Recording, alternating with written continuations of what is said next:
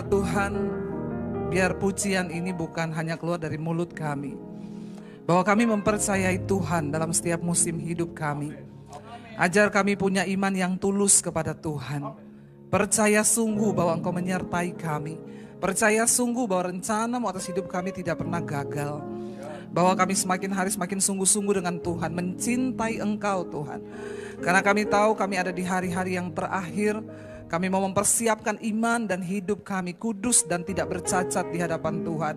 Supaya ketika Engkau datang kali yang kedua, kami kedapatan layak Tuhan. Terima kasih Bapa, urapi setiap kami, urapi hamba-Mu yang tidak ada apa-apanya. Kami di sini semua membuka hati bagi firman Tuhan, karena kami percaya firman-Mu sanggup mengubah hidup kami.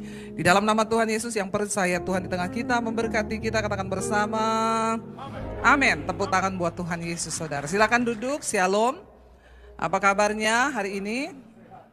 Sehat luar biasa ya. Lagi ada masalah atau tidak, kita tetap luar biasa. Bukan biasa di... Iya, puji Tuhan saudara, hari ini tema firman Tuhan dari gereja adalah memiliki iman yang tulus ikhlas. Dan kita belajar tentang imannya Timotius.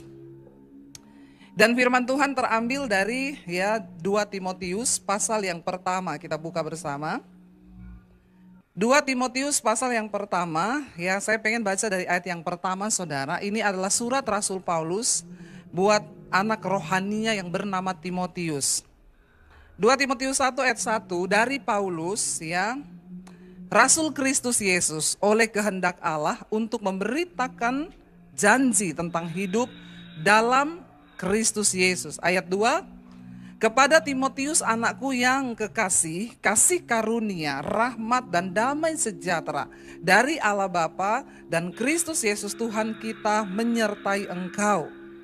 Ayat yang ketiga di sana dikatakan demikian, aku mengucap syukur kepada Allah yang kulayani dengan hati nurani yang murni, seperti yang dilakukan nenek moyangku, dan selalu aku mengingat engkau dalam permohonan baik siang maupun malam. Ayat ini sering dipakai untuk orang-orang yang jatuh cinta. Dikirimi sama pacarnya. Aku mengingat engkau dalam doaku baik siang maupun malam.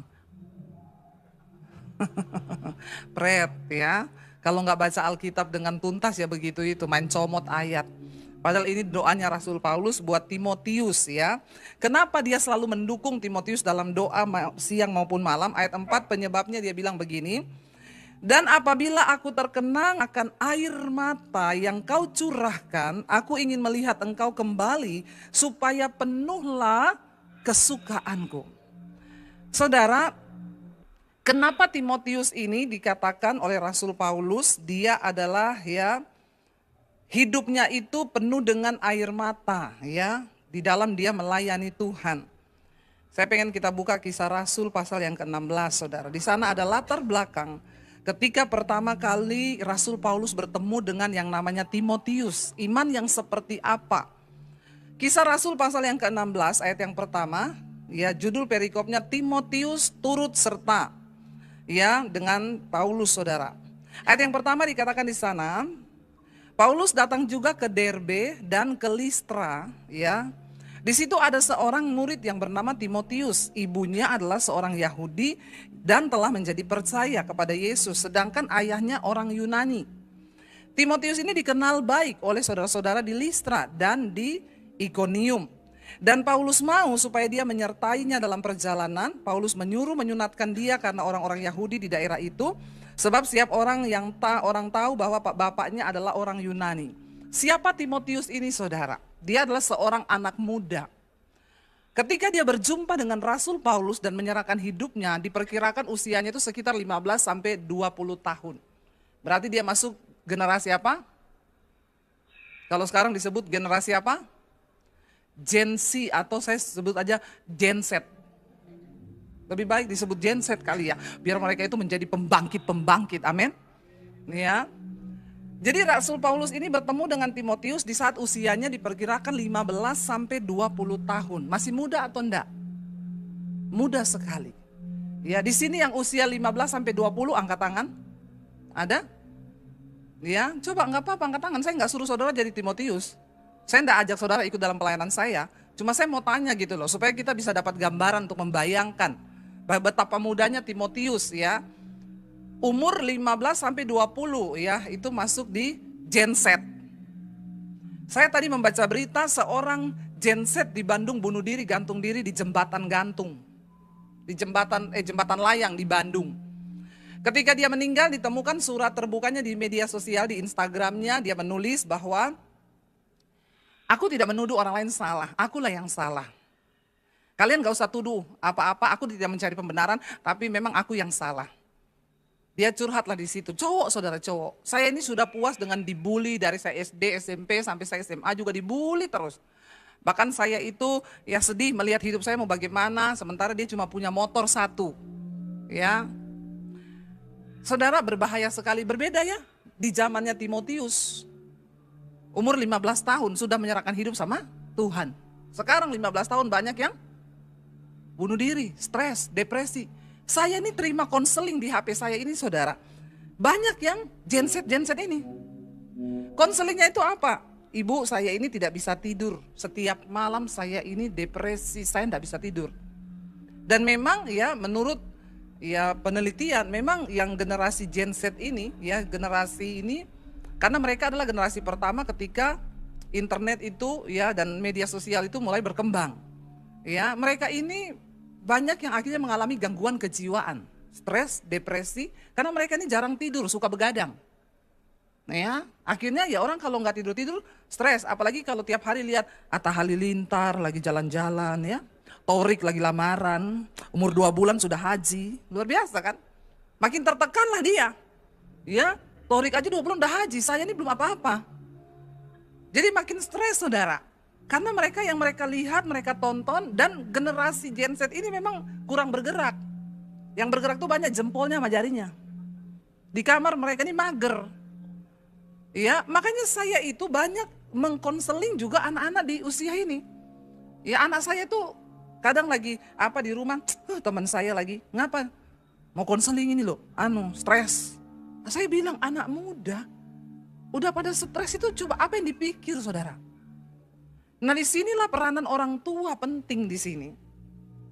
Kalau kita melihat Timotius umur 15 tahun sudah menyerahkan hidup untuk melayani Tuhan di umur 15 tahun sampai 20.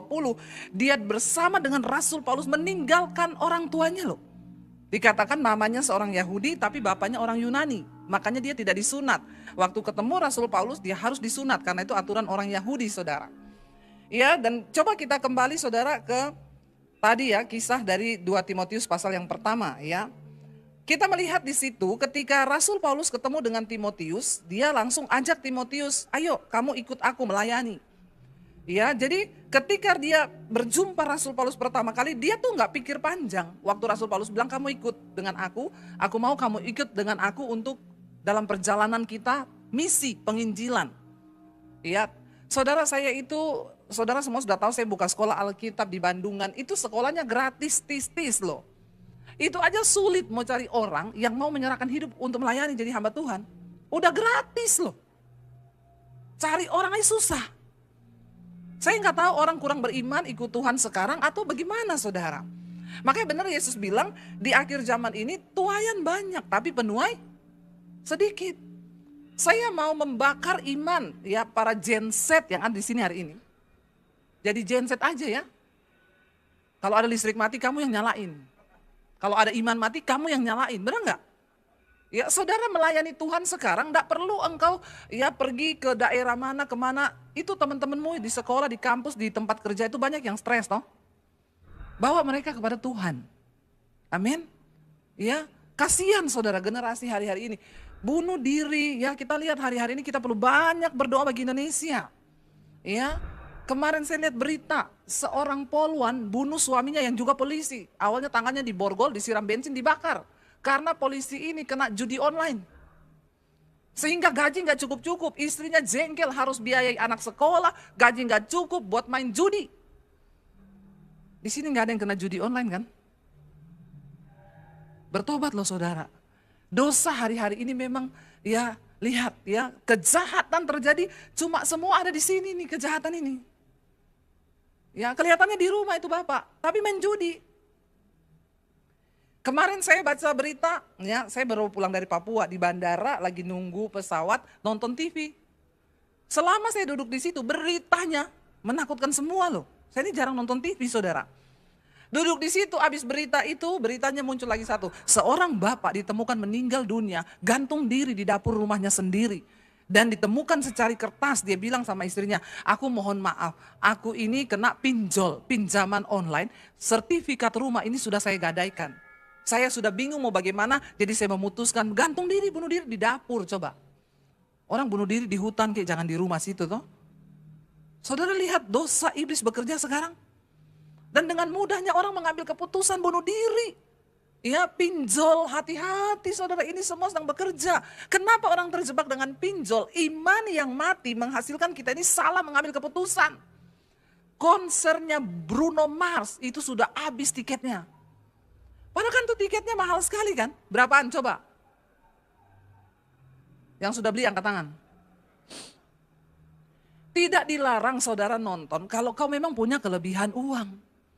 Saudara tahu banyak yang berburu tiket konsernya Bruno itu pinjol.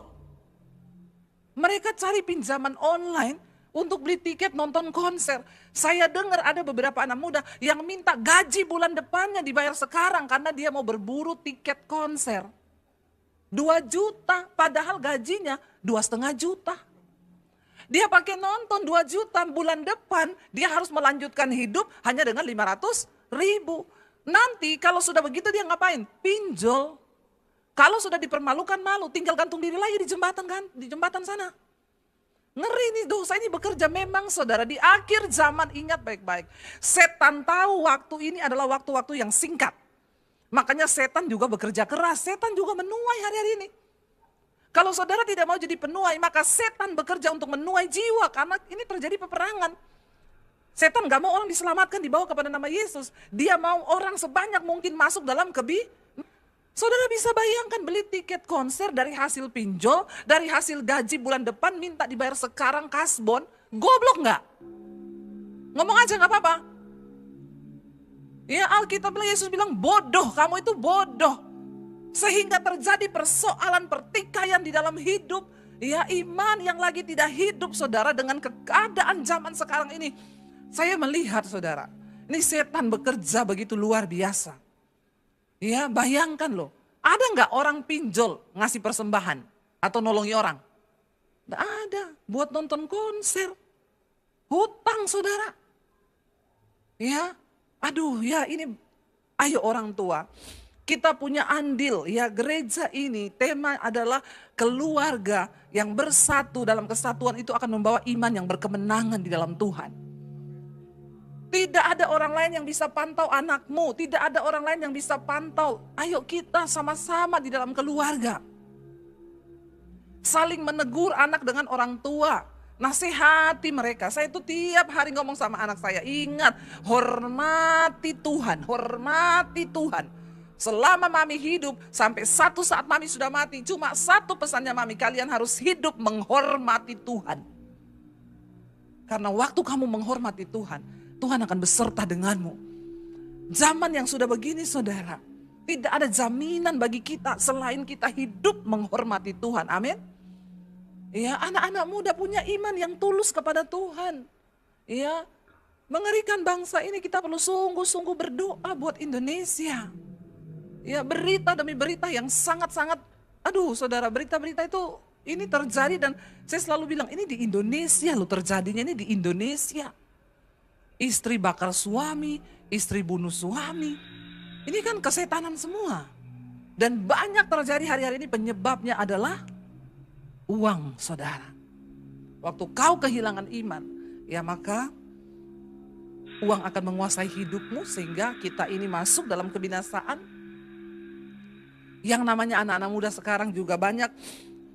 Mereka ini kurang punya daya juang yang tinggi ya. Makanya orang tua juga harus ya didik anak-anak kita. Jangan apa-apa dituruti, apa-apa dituruti. Seorang dosen berkata, ya psikolog berkata, memang Gen Z ini agak susah.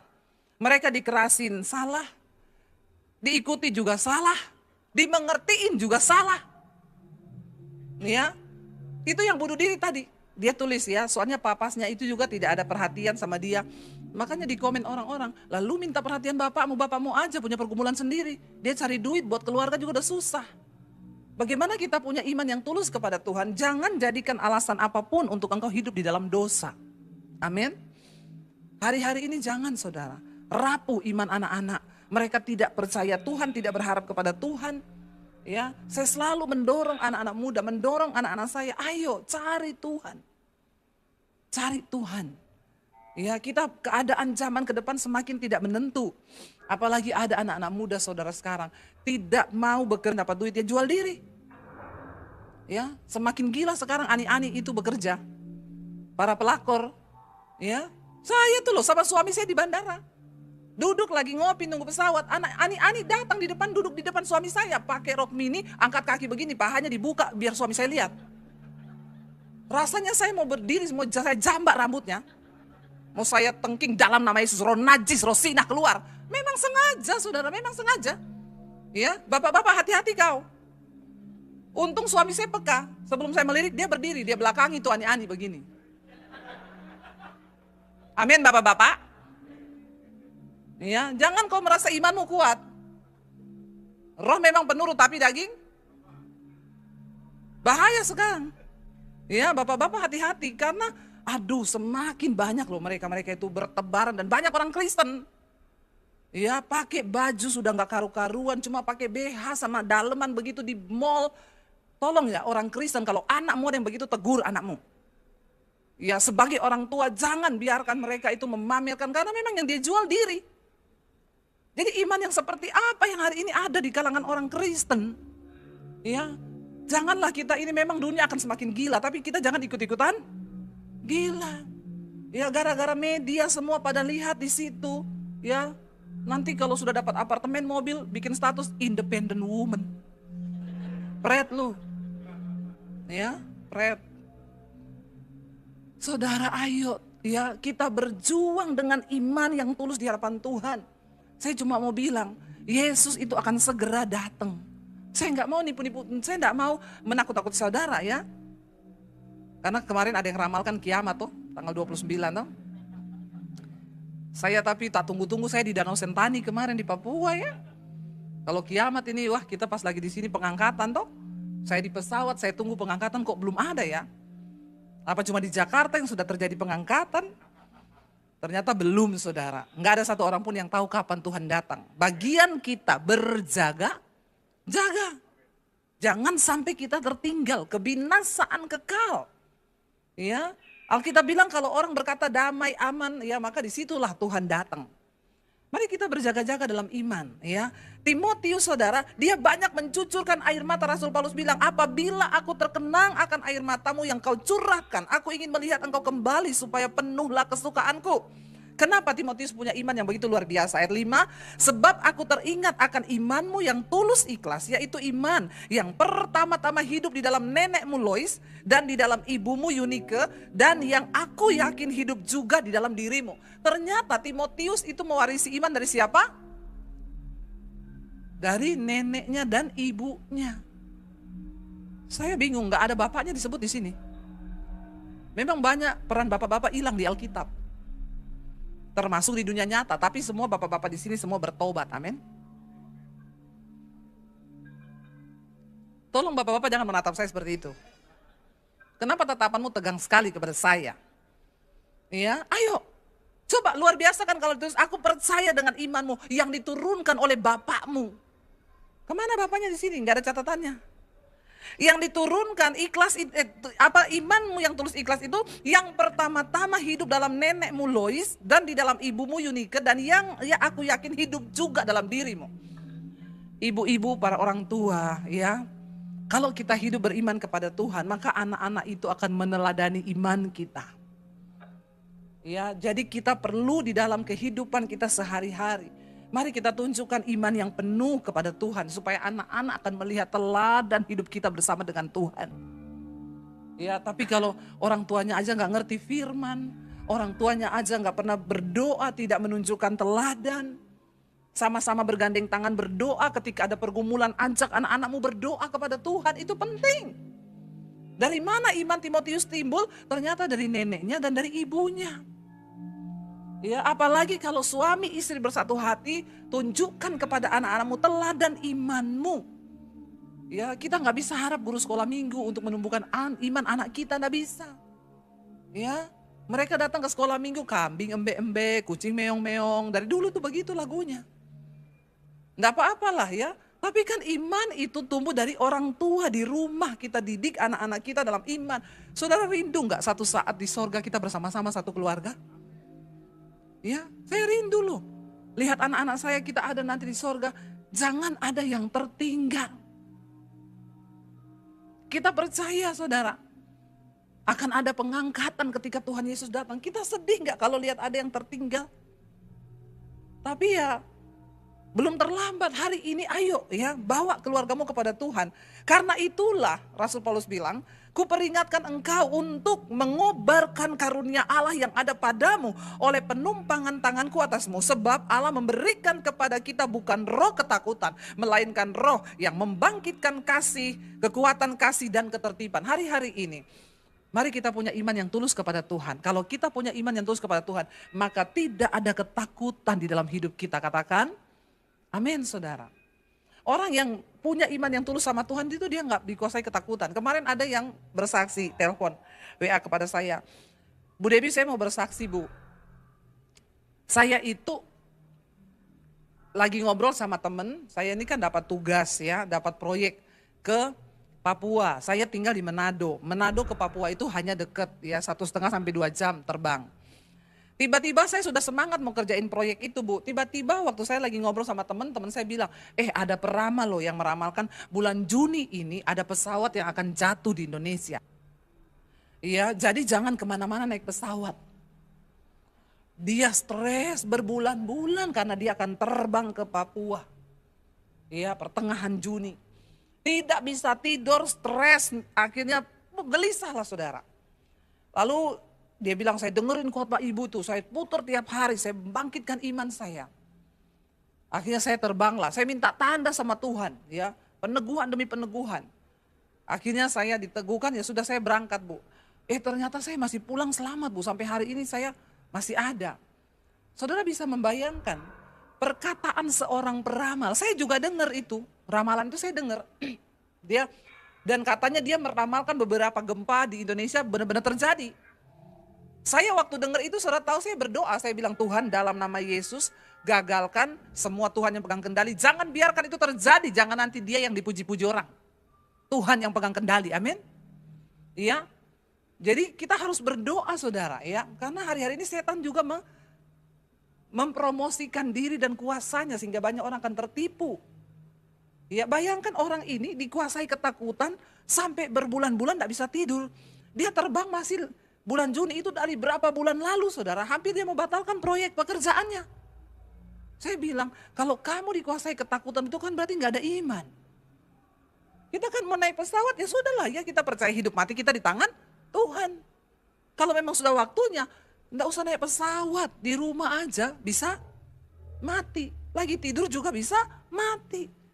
Kenapa kita perlu punya iman yang tulus kepada Tuhan? Timotius dalam pelayanannya dia banyak ketakutan karena saudara tahu penganiayaan yang datang ketika dia harus memberitakan Injil di zaman-zaman ini. Rasul Paulus bilang, jangan takut sebab Allah memberikan kepada kita bukan roh ketakutan, melainkan roh yang membangkitkan kekuatan kasih dan ketertiban. Karena Timotius punya iman yang tulus kepada Tuhan, ya, dia menjalankan semua pelayanannya. Tidak mudah saudara, orang melayani itu dengan air mata. Ya kalau hari ini saya bisa bersaksi, sekarang sudah lebih enak. Tapi awal-awal pelayanan kami, pergi ke desa-desa naik motor saudara. Ya saya dulu pertama kali bertobat di daerah Sulawesi, kita masuk sampai misi, jalan kaki 8 jam, naik perahu, menyeberangi sungai. Saya alami saudara. Tidak mudah orang melayani Tuhan itu, makanya saudara harus dukung dalam doa. Biar semakin banyak penuai-penuai yang Tuhan kirim. Kemarin puji Tuhan tanggal 20 Juni kita sudah wisuda angkatan pertama dari sekolah misi DBTV ya. Semua karena Tuhan. Ini sudah mau penerimaan Juli ini kita masuk angkatan yang kedua. Tapi saya bersyukur masih tetap ada yang mau menyerahkan hidup bagi Tuhan. Ya saya percaya saudara, tuayan ini sekarang menguning. Bukan hanya kepada kita dipanggil menjadi iman, punya iman yang tulus mencintai Tuhan. Tapi saudara juga hari-hari ini dipanggil oleh Tuhan. Saya kemarin pelayanan di Makassar, saya ketemu sama satu orang cici, dia punya salon. Dia cerita sama saya agak cerewet. Bu, saya ini memang tidak sekolah Alkitab. Dan saya jadi pendeta, saya punya salon ibu. Dede, tapi tahu adik, saya di salon tiap hari layani itu orang-orang bu. Ada yang ketakutan, ada yang sakit, saya doakan mereka dalam nama Yesus. Benar itu Ci, benar. Ci nggak perlu jadi pendeta dulu. Ya, di salon tuh tiap hari orang datang saudara. Dia bilang, bu saya punya anak itu agak keterbelakangan. Anak saya autis bu. Ketika Tuhan itu memberi saya hamil saya senang. Tapi ketika dokter memutuskan anak saya autis bu. Itu seperti batu karang ditimpa di atas kepala saya. Dokter bilang nanti anakmu ini saraf lemahnya, saraf dengernya lemah, saraf perasanya lemah. Jadi ini anaknya gak bisa apa-apa. Dia bilang, saya bilang sama Tuhan dan saya bilang sama anak saya. Tuhan menciptakan kamu itu baik.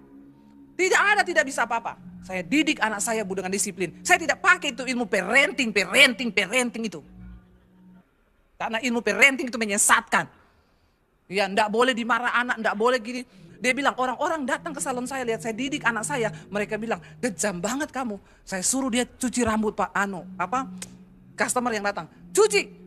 Enggak bisa mak. Cuci, kamu bisa. Dicubit anaknya saudara. Dengan berurai air mata dia keramas rambutnya orang. Sekarang anaknya bisa potong, bisa ngecat, bisa keramas, bisa semuanya. Siapa bilang tidak bisa? Ya, jangan ikuti itu ilmu parenting. Makanya banyak ini generasi sekarang jadi rusak. Nggak boleh bilang jangan. Ya, anak nakal, nggak apa-apa. Ya, it's okay. Ya, jangan saudara. Ya, didik Tuhan aja mendidik orang pakai rotan kok. Alkitab bilang kalau kau menjauhkan anakmu dari rotan, kau lihat masa tuamu, dia akan menyusahkan engkau. Tapi ketika engkau didik anakmu, ya kasih tahu. Yang mau punya cucu bilang sama anakmu, jangan kau ikuti itu parenting itu. Ya, anak dibiarin aja nakal. Ya, anak saya bilang nanti kalau aku punya anak tak titipi mami ya, titip sini. Ya, saya didik anakmu itu. Ya, jadi tidak ada anak kurang ajar. Semua bisa. Dia bilang sama saya, anak saya bu dokter bilang gak bisa apa-apa, autis. Jadi sekarang dia layani orang-orang tua yang punya anak autis. Dia bilang karena ketika orang punya anak autis dia sayang-sayang. Kasihan anakku ini gak bisa apa-apa. Maka jadilah dia gak bisa apa-apa. Tapi dia bilang tidak, kamu bisa. Anak itu bercucuran air mata, mau keramas gak bisa. Bisa, cepat keramas, bisa. Bisa loh. Saya ketemu kemarin di sana, anaknya, Shalom Ibu Debbie, saya suka nonton khotbah Ibu di YouTube. Loh, ya normal saudara. Walaupun dokter bilang dia gak bisa apa-apa. Dia bilang, saya percaya dengan iman, selalu saya perkatakan sama anak saya, Tuhan menciptakan kau itu baik. Kau baik, segala kebaikan ada dalam hidupmu. Ayo saudara, ya ada hal-hal supranatural yang sanggup Tuhan kerjakan dalam hidup kita ketika ada iman yang sungguh-sungguh kepada Tuhan, amin. Timotius, dia melayani banyak saudara dengan air mata. Makanya Rasul Paulus bilang jangan takut. Tuhan tidak memberikan kepada kita roh ketakutan. Ya, jangan ada di antara saudara yang hari-hari ini dikuasai oleh ketakutan. Jangan mau saudara. Jangan izinkan. Perkatakan kami akan berdiri ya dengan iman yang teguh kepada Tuhan. Apapun yang terjadi dengan hidup ini, kita mau tetap mencintai dan mengasihi Tuhan. Amin. Bahkan jangan hanya begitu, ayo kita ini pakai hidup kita sebagai penuai-penuai di hari-hari yang terakhir saudara. Kita berlomba, karena kalau sudah mati kita gak bisa apa-apa lagi. Jadi janganlah malu, ayat 8 Rasul Paulus bilang kepada Timotius, jangan malu bersaksi tentang Tuhan kita. Dan janganlah malu karena aku ini seorang hukuman. Karena Kristus melainkan ikutlah menderita bagi Injilnya oleh kekuatan Allah. Orang yang punya iman yang tulus sama Tuhan, dia rela dan siap untuk menderita. Hadapi semua perjalanan hidup kita saudara. Hadapi proses hidupmu. Karena semua penderitaan itu ada time limitnya. Dan di balik semua penderitaan kita, Tuhan sedang bekerja untuk mendatangkan kemuliaan bagi hidup kita. Amin saudara. Ya, jadi jangan takut. Hadapi hidup ini. Jangan punya iman yang sedikit-dikit mau bunuh diri. Dikit-dikit ya mau ke psikiater. Saya kemarin layani. Ada anak Gen Z juga. Sudah menikah tapi. Dia itu berkata, dia sudah punya anak 2 cewek, tapi dia pengen punya anak cowok. Lalu akhirnya program ke dokter supaya bisa hamil lagi. Ketika program dia minum obat dokter, dia stres, depresi, tidak bisa tidur tiap malam. Akhirnya dia bilang ke dokter, saya kayaknya nggak cocok dengan obat ini. Dokter bilang, ya sudah kalau gitu stop dulu aja, nggak usah minum obat program, netralisir dulu perasaanmu supaya nggak depresi. Di stop obat, ketika obat di stop, dia hamil. Ya, hamil normal malah, tanpa program. Begitu hamil dia senang, dia imani anak ini laki-laki. Ternyata waktu sudah usia bisa dicek kelaminnya, dokter menyatakan anak itu perempuan. Dia mau gila saudara. Dia telepon saya sambil nangis, dia bilang, "Ibu, kenapa Tuhan menghukum saya begini? Loh, kenapa Tuhan menghukum kamu? Kenapa dia kasih saya anak cewek lagi?" Itulah saudara manusia itu ya. Apa ya? Aduh, kadang-kadang saya itu sudah bingung lihat orang-orang Kristen ini banyak yang sakit jiwa. Ya, saya bilang, aduh, kenapa kamu itu melihat dengan cara pandang yang salah? Berkat dibilang jadi kutuk, saudara. Kamu tuh sebenarnya gak ada masalah loh. Masalahmu apa? Saya hamil perempuan lagi. Saya bilang, anak saya 3 loh. Saya pengen masih hamil lagi, 1 cewek lagi. Tapi suami saya udah gak mau. Dia bilang udah mau kiamat. Nanti sulit bawa perut lari-lari di gunung. Ya, Tuhan Yesus bilang kan celakalah orang yang sedang mengandung pada hari-hari terakhir itu. Karena akan datang masa yang sukar, toh. Jadi iya ding, saya ingat juga ya kalau lagi hamil lari-lari lagi. Dia saudara dikasih anak cewek, dia merasa itu hukuman Tuhan yang berat sampai dia berpikir mau gugurkan kandungannya loh. Saya bilang, aduh, dalam hidup ini kenapa orang itu masuk dalam masalah? Dalam hidup ini ingat ada takdir yang kita nggak bisa rubah dengan kekuatan kita. Seberapa kaya pun engkau nggak bisa beli nyawa, namanya mati itu nggak bisa. Takdir anak yang Tuhan kasih juga kita kan nggak bisa. Ya, memang Tuhan mau kasih cewek ya. Saya bilang, jadi kamu itu kan percaya Tuhan sudah tahu, Alkitab bilang sejak dalam rahim ibu Tuhan sudah mengenal loh anak yang akan ditenun. Dia menenun dengan tangannya sendiri. Lalu saya bilang, sekarang kamu mau gugurkan dia, kamu berharap anak cowok. Kamu pilih anak cowok besar nanti narkoba, judi online, pinjol. Atau kamu dikasih anak cewek, jadi pendeta kayak Debbie Basir. Ya, jangan sok tahu. Dan dia merasa dia paling tertekan, dia merasa dia paling... Saya bilang, masalahmu tuh apa? Kamu tuh harusnya bersuka cita dengan anak yang dalam kandunganmu. Dia tertekan, kenapa Tuhan menghukum aku, Bu? Bayangkan loh saudara. Banyak orang ternyata mendekati sakit jiwa. Karena semua dalam hidup ini dia pengen rubah sesuai dengan yang dia mau. Berdoa saudara, jangan hanya minta Tuhan ubah keadaanmu, tapi minta Tuhan ubah hati dan cara pandangmu, amin. Supaya kau gak jadi gila.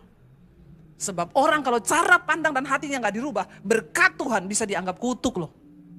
Malah kutuk, terbalik dia bisa anggap jadi itu berkat. Sekali-kali berdoa, jangan minta Tuhan terus rubah keadaanmu. Ya, jangan minta terus rubah proses yang sedang kau alami. Tuhan, aku tahu aku sedang menghadapi proses ini. Aku berdoa hari ini, jangan ubah proses ini. Sebelum engkau mengubah hatiku dan cara pandangku. Ketika kita punya cara pandang yang benar, bahkan kutuk itu bisa menjadi berkat saudara. Penderitaan bisa menjadi sukacita bagi kita ketika kita mengerti dengan cara pandangnya Tuhan. Sebaliknya, kalau kau tidak punya cara pandang Tuhan, ya, kutuk yang sesungguhnya bisa kau anggap berkat. Karena jalan kita itu berbeda dengan jalan Tuhan. Pikiran kita itu berbeda dengan pikiran Tuhan. Mari kita sedang ada di hari-hari terakhir. Tolong saudara, saya ini khotbah sampai berkeringat loh. Jangan bilang saya tidak mengingatkan saudara. Tugas kita hamba-hamba Tuhan hari-hari ini mengingatkan kenapa kita sedang berpacu dengan waktu yang begitu cepat. Tuhan akan segera datang kembali. Apakah ada iman dia temui di dunia ini? Yesus bilang. Yesus berkata, cuma satu yang dia tanya, kalau aku datang kembali ke dunia ini, adakah iman? Masih aku dapati. Karena memang akan banyak orang yang pada akhirnya mundur meninggalkan Tuhan. Hanya karena persoalan, tekanan, dan pergumulan hidup. Kita belajar, saudara tahu Timotius. Dia terus memberitakan Injil. Dia pergi untuk memberitakan nama Yesus. Dia menderita bagi Kristus. Dia memberitakan kabar baik. Makanya Rasul Paulus bilang, jangan malu bersaksi tentang Tuhan kita. Dan jangan malu karena aku seorang hukuman karena Yesus. Melainkan ikutlah menderita bagi Injilnya oleh kekuatan Allah. Orang Kristen sekarang jarang yang menderita karena Injil. Menderitanya karena apa? Pinjol. Banyak. Makanya saya itu tak cuekin nih yang konseling. Rata-rata, Bu, tolong dong angkat, teleponnya angkat, Bu, saya mau bunuh diri, saya kena pinjol. Saya bilang cepat cari gedung yang paling tinggi, lompat saja. Hidupmu itu cuma bikin susah orang. Kerjaannya cuma masalahnya jatuh, pinjol, persinahan, percabulan, selingkuh. Itu terus yang jadi masalahnya orang Kristen ini. Kita mau bicara tentang mengasihi Tuhan yang teguh menderita karena Injil, pret. Hari ini sudah nggak ada orang Kristen yang menderita karena Injil. Saudara tahu Timotius matinya? Karena di daerah Efesus itu ada satu peradaban, mereka itu menyembah berhala, melakukan pesta seks dan mereka menyembah dewa mereka. Timotius berusaha untuk menghentikan semua perlakuan mereka itu. Dia mati dibunuh sebagai martir pada waktu itu dan mayatnya diarak di tengah kota. Apa yang sudah kita lakukan bagi Tuhan? Jangan cuma sibuk menderita karena dosa. Berhentilah menderita karena kebodohan. Berhentilah menderita hanya karena kedagingan kita. Mari kita ambil bagian di dalam penderitaan Kristus, saudara. Mari saudara, ya, matikan daging kita. Melayani Tuhan itu berat, memang tidak enak. Di saat saya kemarin sakit mau berangkat ke Papua, demam, saya rasanya mau batalin itu acara. Terbang ke Papua itu jauh saudara, 5 jam lebih kayak pergi ke Australia kita dari Bali. Kayak pergi ke Jepang. Rasanya mau saya batalin, saya badannya lagi tidak enak. Tapi pelayanan itu apa? Suami saya bilang semangat, saya semangat. Jiwa-jiwa udah tunggu kamu di sana. Ya, ayo kita melayani Tuhan, semangat. Ya, memang harus ada daging yang dikorbankan. Jangan cuma menderita karena kedaginganmu saudara, tapi kita korbankan daging untuk Tuhan. Jangan malu bersaksi tentang Tuhan. Hari-hari ini jadilah penuai.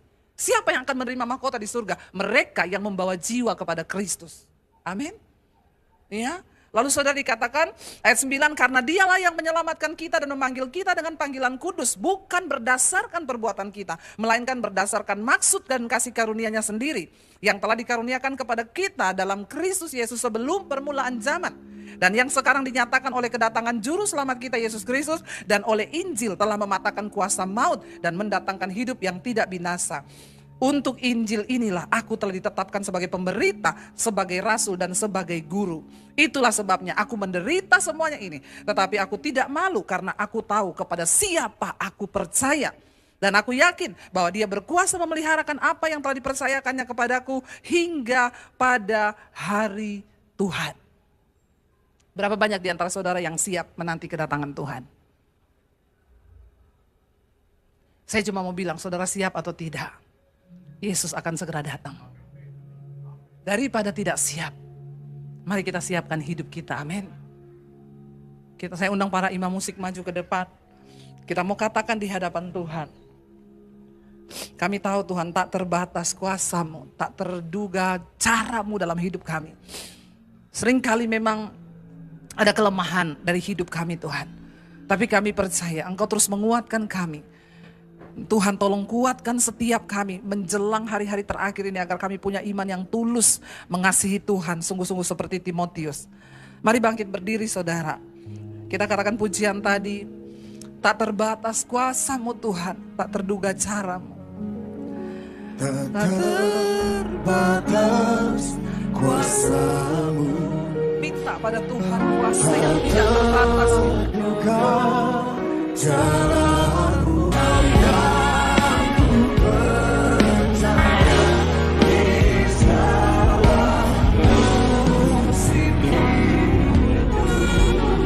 Mari sambil angkat tangan katakan, tak terbatas kuasa-Mu. Kita menyembah Tuhan yang tidak terbatas.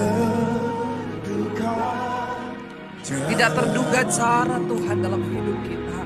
Kau yang ku andalkan di setiap langkah hidupku. Tak terbatas kasih-Mu bagi hidup. Terbatas kasih-Mu. Ya Yesus.